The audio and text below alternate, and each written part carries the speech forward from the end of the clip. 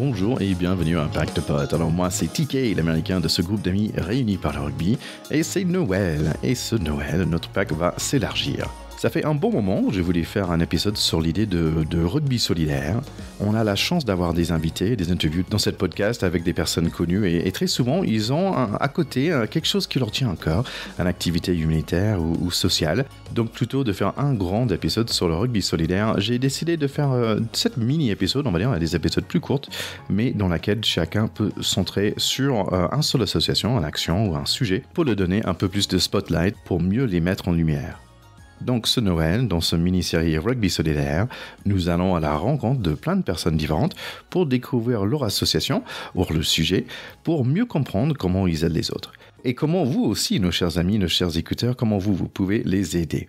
Comme on dit aux States, Christmas is a time of giving and sharing, donc c'est un moment de donner et de partage. Et si vous ne le savez pas, les donations pour les associations sont en baisse depuis plusieurs années. Donc si vous cherchez un petit cadeau à 20 € pour un copain, vous pouvez penser plutôt à aider une association dans leur nom. Ou vous pouvez aussi donner de votre temps ou simplement partager cet épisode, tout ça, ça fait du bien. En tout cas, j'espère que ces épisodes vous plaisent. Si oui, dites-nous et donnez-nous des suggestions pour l'année prochaine, peut-être on peut le mettre sur le programme. Alors pour ce deuxième épisode de Rugby Solidaire, nous allons parler avec Mathieu Blin sur un sujet qui est important dans notre sport, mais pas que, pour deux autres sports aussi, et c'est sur le sujet des commotions cérébrales et l'association qui s'appelle Alert Commotion. On y va tout de suite. Pack de potes, terrain 10. Alors nous sommes très contents aujourd'hui d'être avec Mathieu Blin, 13 ans avec le Stade français en tant que joueur, ensuite coach de Agen et même maintenant vous, nos chers écouteurs, vous le voyez tous les week-ends sur Canal+. Merci beaucoup d'être là Mathieu. Salut Thierry, salut tout le monde. Et on t'invite ici aujourd'hui pour parler un peu de commotion parce que toi tu fais partie d'une association qui s'appelle Alert Commotion. Est-ce que tu peux nous expliquer rapidement s'il te plaît ? Alors, Alert Commotion, c'est une association qui est toute nouvelle, qui a un peu moins d'un an. En fait, c'est Antoine Semeria qui est avocat et qui s'est rendu compte qu'il avait été extrêmement sollicité par beaucoup d'hommes ou de femmes de plein de sports différents sur le sujet des commotions et notamment sur l'ensemble de l'accompagnement un peu inexistant qu'il y a pour ces personnes-là qui ont subi des commotions et qui ont toujours des symptômes post-traumatiques. Qui sont extrêmement difficiles, complexes à identifier, complexes à être réellement reconnus et qui les plongent dans des parcours professionnels, des parcours personnels, des parcours autour de la pratique de leur sport toujours plus compliqués. Et en fait, c'est l'extension d'une grande réunion et d'une grande discussion qu'il avait eue avec un jeune joueur de rugby qui avait subi cette commotion et ses difficultés d'après. Donc, il a monté cette association Alert Commotion qui est en train d'être rejoint par plein d'hommes et femmes, évidemment sportives ou sportifs, mais aussi plein de personnes tour, c'est-à-dire des dirigeants, des présidents, des médecins, des spécialistes. Et donc l'idée, c'est vraiment d'essayer d'accompagner en premier toutes ces personnes-là, évidemment sensibiliser autour du sujet des conventions, qui est un sujet qui appartient à l'ensemble des sports et pas du tout que aux sports de contact ou de combat, et qui appartient bien sûr à toute la population parce que on entend et on lit souvent les commotions autour des sportives et sportifs professionnels, mais ça concerne évidemment le monde amateur. Jean-François Sherman, qui est un neurologue qui travaille énormément autour de ce sujet-là depuis très longtemps, me disait assez récemment qu'il y avait plus de 100 000 commotions, tous sports confondus chez les amateurs, Wow. bien sûr chez les enfants, et que c'est un sujet de santé publique. C'est incroyable. Oui, c'est un sujet qui me touche beaucoup parce que aussi en tant que joueur de foot américain avant, on connaît très bien des commotions, comme on a des grosses casques, mais en fait on a tendance de monnaie avec la tête. Il y a beaucoup de tête contre tête. Donc c'est un sujet qui est proche à mon corps. J'imagine toi aussi en tant que joueur, est-ce que tu en as subi ? Oui, moi j'en ai subi quand j'étais junior. C'était plutôt dans les années 98-99, et j'en ai subi une grosse en Coupe d'Europe, et j'ai d'ailleurs subi ce qu'on appelle le syndrome de l'automate, c'est-à-dire que j'ai fait absolument tout le match alors que j'étais commotionné et ça n'avait pas été vu puisque je n'avais pas reçu soit un gros plaquage, soit une percussion qui m'avait laissé au sol. Il y avait rien eu de particulier. Le syndrome de l'automate, c'est de réaliser l'ensemble de ce que tu dois réaliser. Donc moi, j'étais lanceur, j'ai pu lancer à 15 mètres de longueur. J'ai plaqué, j'ai fait des mêlées et je me suis réveillé dans les vestiaires en pleurs, en ne sachant plus où est-ce que j'étais. Je ne comprenais pas ce que je faisais à cet endroit-là, ce qui évidemment a marqué un peu tous les copains et coéquipiers parce qu'au départ, ils se disaient un peu bizarre puisque faire tout le match. C'était dans les années 2003, 4, 5, je sais pas. J'ai eu la chance, moi, d'être accompagné par le docteur Alexis Savigny, qui est d'ailleurs le médecin de l'équipe de France pour le deuxième mandat de Fabien Galtier, et qui travaillait déjà autour de ce sujet-là avec Jean-François Sherman. Et donc, j'ai bien sûr passé une nuit à l'hôpital de surveillance, IRM, et puis il y a eu une reprise très adaptée, mais il n'y avait pas encore la réalité de tous les protocoles qui sont évidemment insuffisants, mais qui existent beaucoup. Je parle du rugby professionnel, même si il y a des adaptations dans le rugby amateur. Donc oui, moi je l'ai vécu. J'ai la chance de ne pas avoir de séquelles post-traumatiques, ou en tout cas, je n'en ai jamais ressenti le moindre effet, mais que ce soit en tant que président du syndicat des joueurs professionnels de rugby entre 2010 et 2012, juste après, ou en tant que manager général à Agen, ou directeur général à Suresnes, et comme tu disais, en tant que consultant sur Canal+, moi je suis extrêmement alerté et sans transigence autour de tout ça. S'il y a un premier tips que tous les personnes qui vont nous écouter doivent avoir, c'est que quelle que soit leur place sur un terrain ou sur une aire de sport, lorsqu'il y a une personne, petite ou grande, qui montre des signes après avoir reçu un choc, ils doivent absolument sortir cette personne du terrain. On ne doit pas rester sur le terrain. Ouais, en fait, c'était une question que j'avais pour toi. Est-ce que, par exemple, s'il y a des parents qui nous écoutent pour leurs enfants ou pour des joueurs de manche, est-ce que tu peux nous dire, mais quels sont des symptômes? En fait, un des raisons, c'est important pour moi récemment. J'ai arrêté du rugby, mais maintenant je fais un peu de crave, un peu de self-defense. On a fait un petit truc où je devrais faire un espèce de take-down, un plaquage.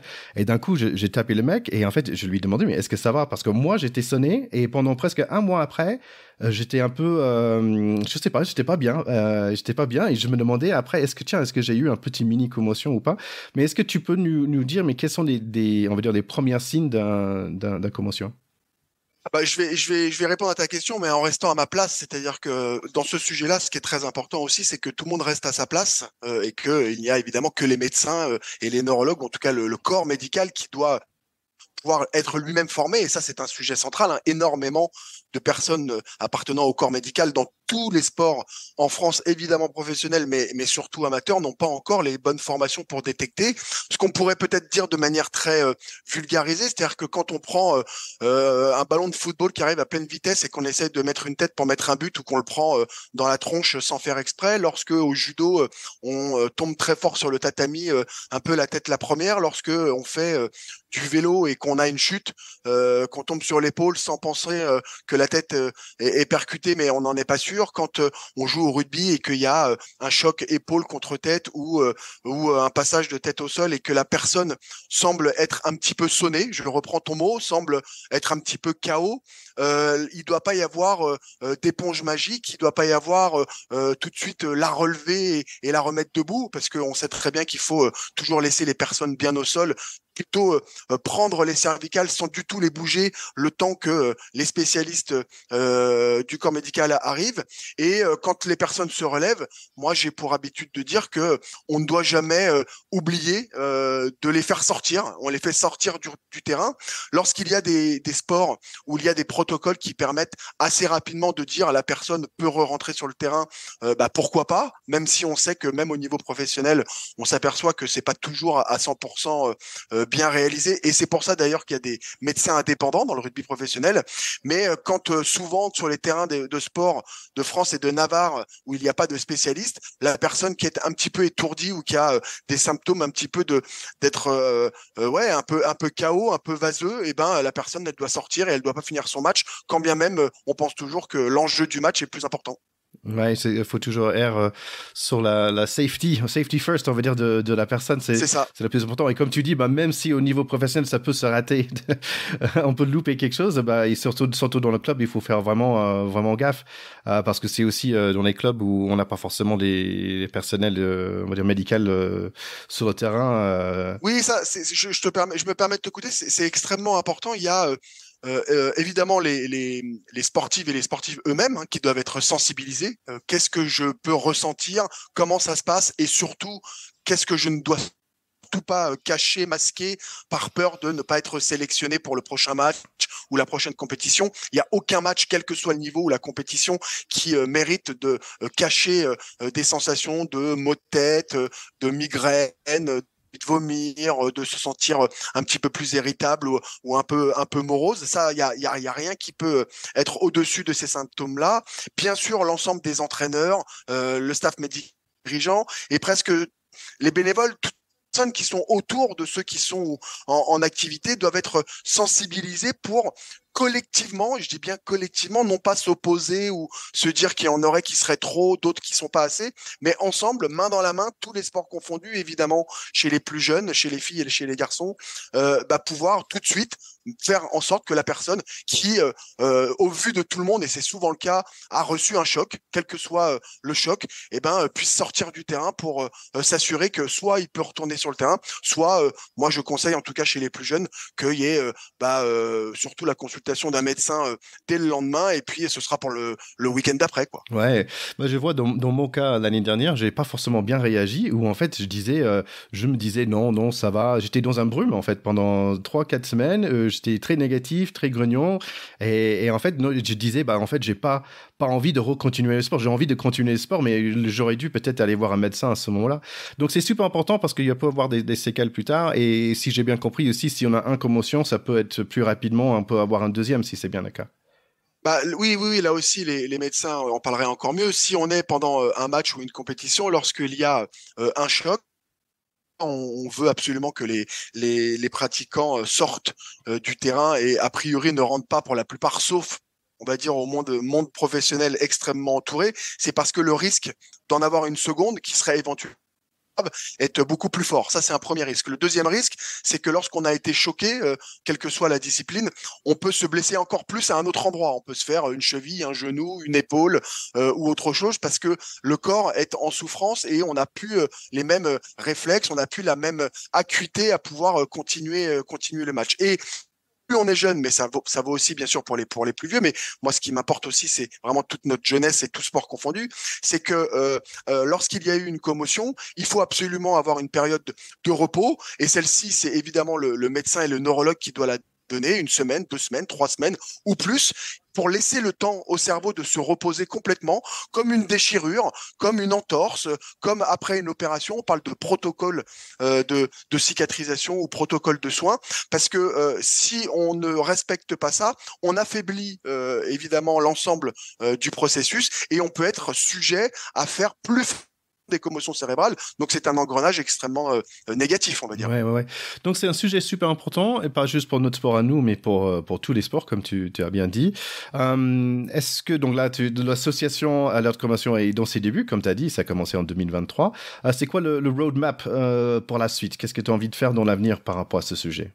Alors, Alerte Commotion, elle est en train de réunir vraiment de plus en plus de personnes qui, les unes et les autres, travaillent un peu de leur côté au service de l'association. C'est référencer lorsqu'il y a quelqu'un qui habite dans le Jura, quelles sont les structures autour du suivi de la commotion, d'experts qu'il y a autour du département ou dans la région. C'est évidemment chacun essayer de déployer le maillage de contacts pour faire grossir l'ensemble des disciplines et de ne laisser aucune discipline sur le côté. Bien sûr, prendre plein de bons conseils lorsque les disciplines sont entre guillemets bien avancées. Alors le rugby peut se targuer d'avoir et de continuer à essayer de travailler très fortement là-dessus, mais on s'aperçoit que pour pouvoir endiguer les commotions cérébrales, il faut énormément sur les règles et le rugby a encore énormément d'évolutions de règles à faire, par exemple pour pouvoir mettre de côté le plus possible ces sports. Donc c'est de discuter avec les différentes fédérations, avec les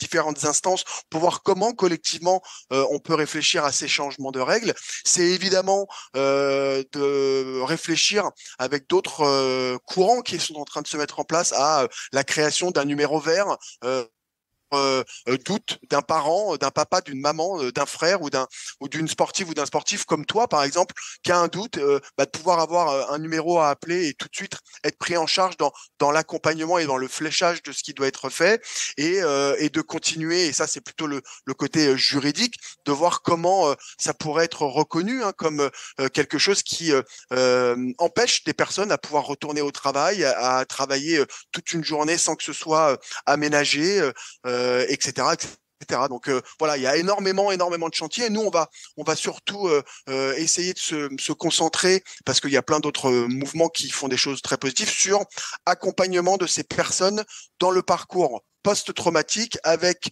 des symptômes qui persistent. Essayer de faire en sorte aussi que les praticiens du monde médical se mettent d'accord, parce que certains disent que quand quelqu'un a une mauvaise humeur ou est irritable après une commotion, ça n'a rien à voir avec la commotion, c'est plus que la personne doit aller voir un psy parce que ça irait pas bien dans sa vie. Et il y a un gros courant qui dit n'importe quoi lorsque c'est très récent, très collé à l'événement traumatique, on ne peut pas balayer d'un revers de main le fait qu'il pourrait y avoir de la causalité. Donc on va essayer nous d'accompagner ces parcours-là. Ouais, écoute, comme tu dis, déjà je trouve qu'on a fait beaucoup de chemin depuis 20 ans, on va dire, par rapport à ça. Mais comme tu dis, il reste du chemin à faire. Donc merci pour le temps que tu donnes à ce sujet, parce que quand même dans tous les sports c'est super important. Mathieu, j'aimerais bien que tu reviens à un autre moment quand tu veux pour parler de ce sujet et d'autres. Eh ben, écoute, un très grand merci. Ce qui est super important, c'est d'être vraiment tous ensemble, les uns à côté des autres. Il n'y a pas plus important. Alerte commotion, alerte-commotion.com. C'est évidemment là où vous pouvez vous balader pour essayer d'aller prendre des contacts ou demander à ce que vous soyez aidé. Et je me répète, mais je crois que c'est le plus important. Mais tu sais très bien que ces sujets-là opposent plus qu'ils ne rassemblent. Ça concerne tout le monde, nos plus jeunes, nos plus vieux, les amateurs et les professionnels, et bien sûr tous les sports. Super, merci beaucoup. Salut! Merci beaucoup à Mathieu d'être passé sur l'émission pour parler de ce sujet très important, je pense, dans notre sport et pas que. Je pense que ce qui est important aussi, c'est de savoir si vous jouez, si vous êtes dans un club, chaque club, il faudrait vraiment avoir un protocole pour savoir qu'est-ce qu'on fait quand quelqu'un a potentiellement une commotion cérébrale, pour comment bien gérer les choses. Et de prendre soin les uns des autres à ce niveau-là. Et si vous, en tant que joueur, si vous jouez, ou si c'est un autre sport, comme pour moi dans le Krav Maga, si vous sentez que tiens, je suis pas au top et il y a quelque chose qui va pas, allez voir le médecin, ça va jamais faire du mal, donc c'est une très bonne idée, parce que c'est quand même un sujet très sérieux et il faut pas le prendre à la légère. Il y a aussi un film qui s'appelle Concussion en anglais, ou Seul contre tous, avec Will Smith, l'année c'était 2015 il me semble, sur ce sujet de commotion cérébrale et l'importance et le sérieux qu'il y a, en fait, surtout avec les joueurs professionnels. Donc voilà, donc le message ici, c'est on ne le prend pas au léger, les commotions cérébrales, et prenez soin de vous.